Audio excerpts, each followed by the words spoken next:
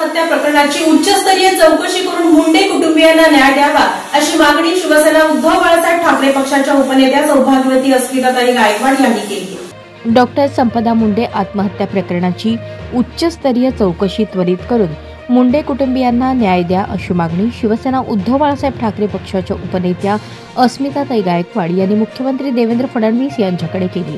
त्या संदर्भात त्यांनी सोलापूर ग्रामीण पोलीस अधीक्षक अतुल कुलकर्णी यांना प्रातिनिधिक स्वरूपात निवेदन देऊन आपल्या भावना तीव्र आहेत त्याची त्वरित दखल घ्यावी व त्या मुख्यमंत्र्यांपर्यंत पोहोचवाव्यात अशी मागणी केली।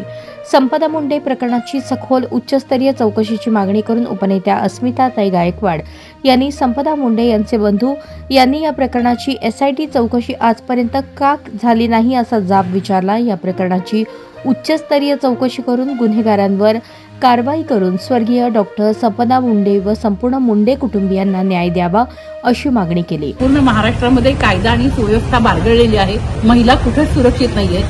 प्रत्येक महिला आज म्हणजे काम करणारी महिला असू दे, डॉक्टर असू दे, वकील, इंजिनियर, ज्या ज्या क्षेत्रामध्ये पोलीस अधिकारी पासून प्रत्येक क्षेत्रातली महिला आज असुरक्षित आहे हे या घटनेवरून आता दिसून येत आहे।